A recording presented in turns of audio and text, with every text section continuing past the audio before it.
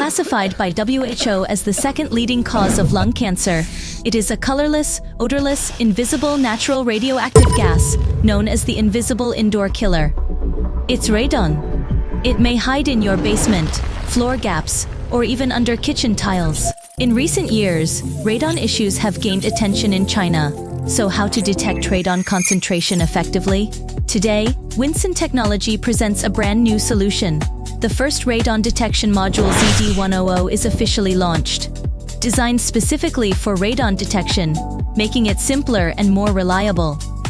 ZD100 adopts free diffusion detection, no external pump required, flexible deployment, suitable for most civilian scenarios like homes, schools, offices, and basements. It features excellent anti-interference design, minimal impact from temperature and humidity, more accurate and stable data, maintenance-free and calibration-free, with UART digital output for fast adaptation to various terminal devices.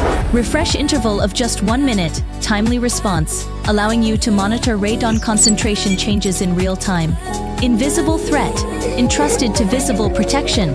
Winsen Technology ZD100 Radon Detection Module new launch. Inquiries welcome.